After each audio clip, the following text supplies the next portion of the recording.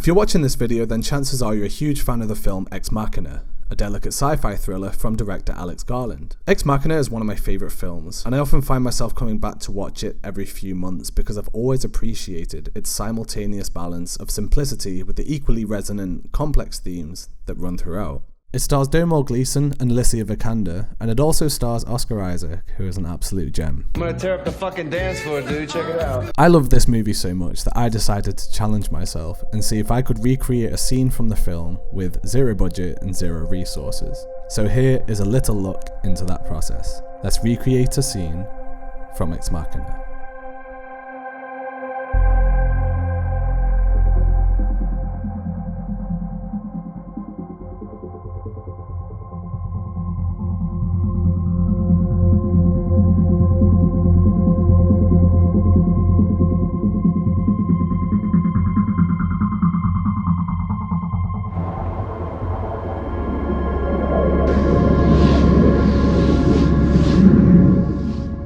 I want to pre-warn you that this has purely been done for the fun and the passion, and that despite my occupation, I actually have very limited experience in the realm of actual filmmaking.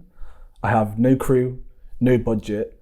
I'm doing this with a friend of mine who shares my love for the film. Having said that, I wanted to document the creation of this scene to show how someone with very little experience in cinematic filmmaking goes from conceptualization to realization. I wanted to be able to show my process and demonstrate my way of thinking, and hopefully share this with other people who probably have more experience than me and can maybe point out what I did right, what I did wrong, how I can improve in future. My friend who's helping out is playing Oscar Isaac's character Nathan, but apart from that, everything else is basically going to be me. So we'll see how this goes. So I wanted to focus on this particular scene for two reasons. One, I absolutely love the script here. I love the dialogue. I love the cinematography. I love the struggle for intellectual superiority. Two reasons. I love Oscar Isaac's performance as Nathan and how he absolutely dominates the scene. Two reasons. And two, it's a lot easier to film this scene on zero budget compared to some other scenes in the movie. Ava's not present, so there's no CGI work. There's no crazy camera movements or moving lighting, so I don't really need anybody else to help me out with that. It's just a conversation between two characters in a naturally daylit room with almost no camera movement. Perfect. Because there's zero budget, I'm going to be playing Caleb. Location-wise, I had no prospects, so I was going to film this in my apartment, but it's not really ideal because my apartment is bland, white, bouncy, and does not at all match the mood of the scene in terms of tone, decor, colour or light. However, after having a chat with a concierge in my apartment complex, it turns out I can actually book out this communal lounge space for filming. It's a far more appropriate location to film in terms of aesthetic and actual filming space, and it didn't cost me a penny. Other factors that I can take into account in the scene are Caleb's character is clean shaven, so I am going to shave. Even though I don't look like his character or him as a person at all, and I have no hair and makeup department, the least I could do is be clean shaven and tie my hair back as well. I'm also going to buy beer as props because they do drink beer in the scene. I can't follow the dress code exactly, but I'm going to try and get it as close as I can. Nathan's character in the scene is wearing a very dominant, rigid black tee, whereas Caleb's character is wearing a much cozier, more vulnerable clothing item, which is this baseball jumper of sorts that's blue and grey. I'll also have my laptop to hand with the scene loaded up so that we can refer to it in between takes, in between lines, to try and match the character's micro expressions as close as possible. I am not sure you'd call them micro. Although the concierge was kind enough to let me book out an actual filming space for 2 days for no money, I only have 4 hours per day, and this includes loading the kit in, setting it up, breaking it down, and loading out. So I think I'm going to break down the filming scenes by character. So on day one, I'm going to focus on getting Nathan's side of the conversation and filming my friend Toby, which will allow me to direct and sit behind the camera the whole time. And then on the second day, I'm going to film my scenes, which is going to prove to be a little bit tougher because as wonderful as my friend is, he is not, by any stretch of the imagination, a video or camera person. To plan the whole video, I've been using Milanote to build my project. Milanote are not sponsoring this video, I just started using it, it was a recommendation. So I'm going to head over to my editing desk and I'm going to do a quick lighting breakdown of the scene. I'm going to interpret it as best as I can. Again, I'm not coming at this with a ton of experience, but at least this will give me some kind of a foothold on how I need to do the lighting for each character, so that when it comes to the day of filming, I'm not just going in completely blind. Wow, what a transition. Okay, here we are in the editing corner, which is totally not 2 feet away from where I was filming the other day. As you can see, I've now shaven in preparation for the role, and this is what it's going to look like when my hair is tied back. I've got Milanote open here on my Mac, so let's just dive in picture style and see what we've got going on.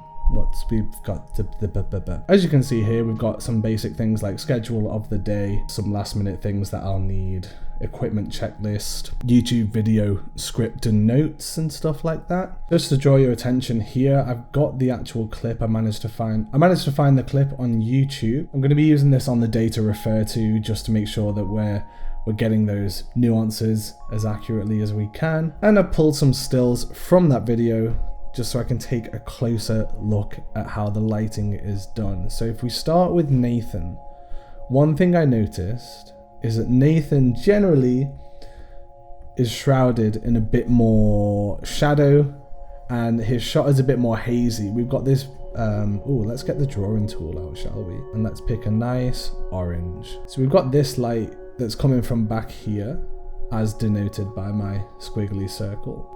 And it's casting this haze all the way across him. We've got this soft, hazy look that's kind of making his profile look a bit mistier. So I do have a couple of filters, namely the Freewell Glow Mist and the Moment Cine Bloom. And I'm going to be incorporating those into the kit list when I shoot Toby's or Nathan's side of the conversation. Generally, we can see the direction of light is coming from this way. Fall off and shadow, it seems to be hitting that side, and we can confirm that by looking at Caleb's side of the conversation, and we see that the fall off and shadow is on the opposite side of his face. We've got the light coming in from this way. Now Caleb's shot is a lot more, Caleb doesn't have that same glowy, misty kind of look that Nathan's does. I think that's because Nathan's got a stronger backlight coming from this window in the background. So we just need to make sure that my shots look a little bit more clearer, a little bit more contrasty than Nathan's shots, which are shrouded in a bit more mystery. Now the camera angle does change, and when it changes for the second half of the conversation, we get a more frontal view of Nathan, and we have this harsh spotlight. In terms of actual light positioning, I'm not gonna mess with the lights too much. I just need to make sure this shadow and this fall off here is almost like true black. It's not quite true black because you can actually see his face. I'll tell you what, why don't we do this in a different color? There we go. Got the shadowy fall off in blue there. And then another thing that I noticed, and I don't know if this is just me, this is probably just some artsy-fartsy interpretation that actually has no logical bearing or artistic bearing in the framing choice here, but when I was watching the film, specifically when I was watching this scene for the umpteenth time, I couldn't help but notice, if I just take a different color here, that the way Caleb's scene is framed up, right, he has a lot of like rigid straight lines behind him. It's all very tidy, whether they're going horizontal or vertical. And then I noticed, again, I don't know if it's intentional or not, but in contrast to that, Caleb has a very chaotic, a lot of lines just kind of going off in random directions. And we've got this very like muddy sort of rock structure back here. I don't know if that's at all relevant to the kind of artistic depiction in the scene. You know, Nathan's very much in control the whole time. He's very clear, he's very calculated, he's very organized, and Caleb, you know, for a lot of the film, Caleb is in the dark, whether he knows it or not. And that's just something I picked up on, and it's not something I can really even recreate because I don't have access to this particular set, but it is something that I will take into account when I am setting up or when I'm framing up in the space that we've been given. So that's it really. Like I don't have a ton of expertise in this, as I've mentioned before, but one thing I did find quite interesting was I found a YouTube channel online called Cinematography Database Fan, and he did an entire breakdown, the cinematography of Ex Machina from start to finish. So I sat down to watch it, hoping to gain some insight, but unfortunately, this scene was the only scene he skipped over. And so, whilst I did gain a better understanding of the logistics and the camera choice and the lens choice and the lighting choice, he didn't actually go through this scene, unfortunately. But I thought it was quite an interesting video to watch. So I will drop a link down below, because if you're at all into this kind of stuff, it is worth giving those videos a watch for educational purposes, even though he hasn't uploaded anything in like 5 years now. Hey guys, Future Adam here. I just wanted to say the YouTube channel that I found, turns out it was a fan account, and the gentleman in the video doing the cinematography breakdowns, his name is Matt Workman. He is American based, and he had this show going for a long time but unfortunately had to cancel it. So I will be linking to the fan account that re-uploaded all of his work, but that is why he stopped uploading. It was affecting his career in terms of the legalities of footage use and stuff. That's all I wanted to say. Back to the video. Lighting wise, obviously I'm going to be using my Aperture 300D. I've also got a couple of these Yongnuo 360s, which I'll bring with me just in case if I need a bit of fill or kick. But I am quite limited in my lighting options once again. Fortunately, the space in my building that I will be shooting in, whilst it obviously isn't an exact replica of the set used in Ex Machina in the front room of Nathan's complex, it does have a sort of similar vibe to it. And what I mean by that is we have got large open windows with great natural light coming through. We have got a big open spacious sitting room that's been quite well designed, big couches, bookshelves, so it does add a certain weight to the artistic decor of the scene, and it is way better than my apartment. But that's basically it now until we go and film the damn thing. So I'm going to roll some BTS clips that we'll be filming on the day, after which I'll show you the final sequence, maybe a side-by-side comparison, I haven't really decided yet. And then we'll end it with a wrap up on how I feel it went, what went wrong, what I've learned, and then the usual bullshit. Sick. Alright, catch you guys over on the day of filming BTS segments. Whoa! Hey! So I just started the BTS. So he's like kind of, yeah, he's kind of. He's cutting off my line. He's not cutting off, but he's Caleb's clearly thought about this question again and again. I'm just trying to be like, obviously I want to be naturally comfortable, so that's more important, because these are... This is the second. We'll pick this up after. But now I need to focus on the first time. Yeah, so that's... camera shifts. Yeah, so this is more just... What imperative does a grey box have to interact with another grey box? Can consciousness exist without interaction? I don't know if that helps at all. Yeah, we got a kid. I think it helps more, for me, it helps more to get into the character's personality than it does to learn the lines. Yeah, absolutely. So, if you wanted to screw her, mechanically speaking, you could, and she'd enjoy it. Can you give an example of consciousness at any level, human or animal, that exists without sexual dimension? So, if you wanted to screw her, mechanically speaking, you could. I have a question. Okay. Why did you give her sexuality? An AI doesn't need a gender. She could have been a grey box. Actually, I don't think that's true. Can you give an example of consciousness at any level, human or animal, that exists without a sexual dimension? They have sexuality as an evolutionary reproductive need. What imperative does a grey box have to interact with another grey box? Can consciousness exist without interaction? Anyway, sexuality is fun, man. If you're gonna exist, why not enjoy it? What, you want to remove the chance of her falling in love and fucking? And in answer to your real question, you bet she can fuck. What? In between her legs is an opening, the concentration of senses. You engage them in the right way, creates a pleasure response.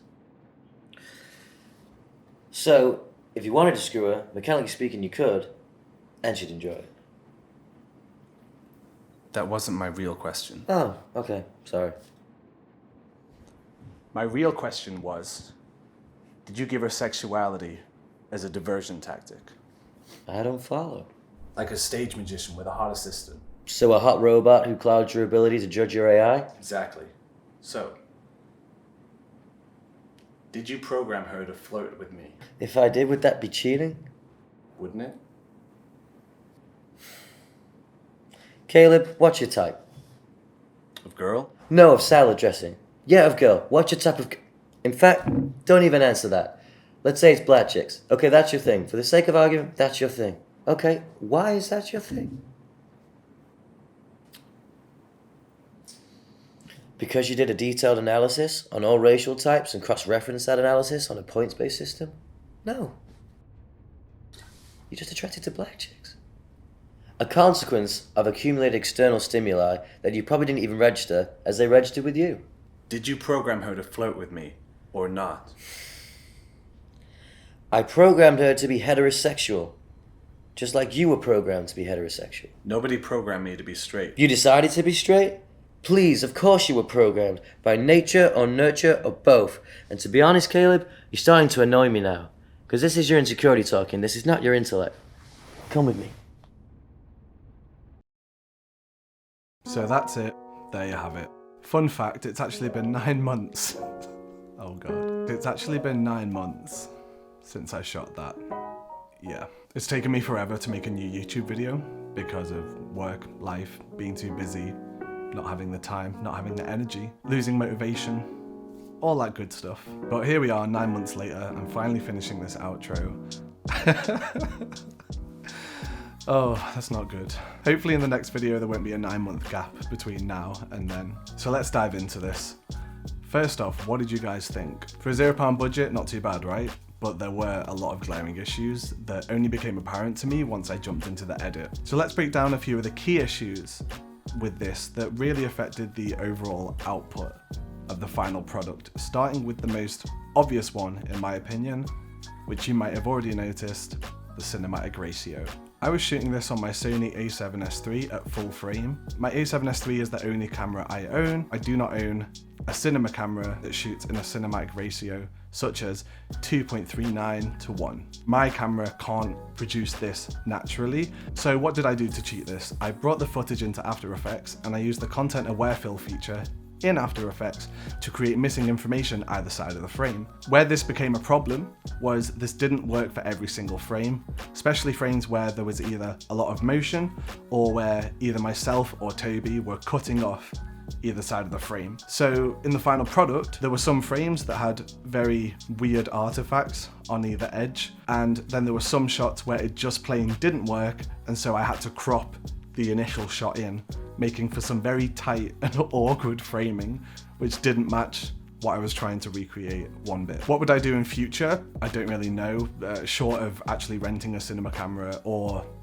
failing that, maybe a micro four thirds camera. The problem is that I think as far as my knowledge goes, my sensor isn't in a cinematic ratio. I didn't have any cinematic lenses.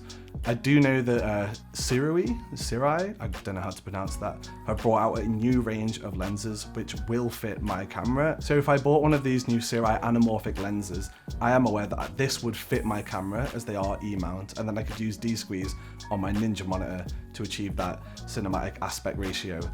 That's something that I might consider doing in future. I am looking at buying one of those lenses at some point.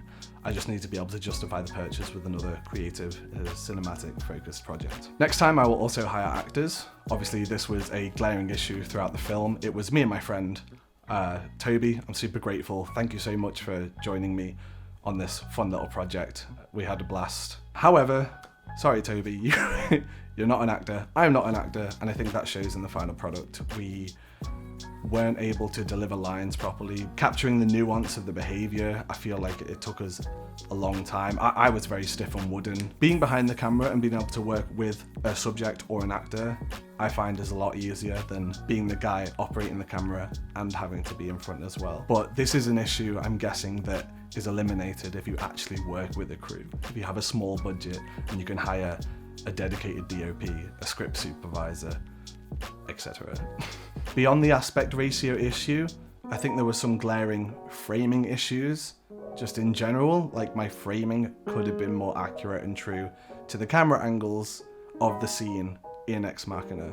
A couple of examples I can show you right here, where you can see I've clearly not positioned the camera quite in the same way, and I kind of only noticed this again in post-production. Once I started cutting my scene, I was using the Ex Machina scene as a reference on my other monitor, and I started to see huge inconsistencies between the camera placement. And so this is something that I guess on my part, it should have just required more attention to detail. But those are a few of the key inconsistencies that I feel affected the overall quality. Just to recap, number 1 was the aspect ratio, number 2 was not having proper actors, and number 3 was overall framing. Now, I know there are 100 other mistakes that I've made that I'm probably not aware of, so if you've stumbled across this video and you're somehow working in film, you're creating cinematic content, or you work in video in general, if there's anything else I've missed, please do let me know. I'm sure there's things like sound, lighting, etc, etc. Any more detail, critical feedback is welcome. That's what the comments section is for. I'll end this video with a side-by-side comparison as well as some bloopers. If you've stuck around for me with the 3-4 videos that I make a year, thank you so much. I'll try not to leave it as long next time. As for now, I still don't have a sign off. I've been Chroma. See you in maybe 3 months or a year. Who knows? I have a question. Okay. Why did you give her sexuality? An AI doesn't need a gender. She could have been a gray box. And in answer to your real question, you bet she can fuck. What? In between her legs, there's an opening with a concentration of sensors. You engage them in the right way, creates a pleasure response. So, if you wanted to screw her, mechanically speaking, you could, and she'd enjoy it. Nobody programmed me to be straight. You decided to be straight? Please, of course you were programmed. By nature or nurture or both. And to be honest, Caleb, you're starting to annoy me now. Because this is your insecurity talking, this is not your intellect. Come with me. Mechanic... In between her legs is a pleasure response. In between your legs is Pleasure response. What? Oh shit. Oh, sorry, I was thinking of a line. I knew. Caleb, what's your type? Girl? No, of salad dressing. Too fluff, too fast. Too fluff, yeah. Too fluff.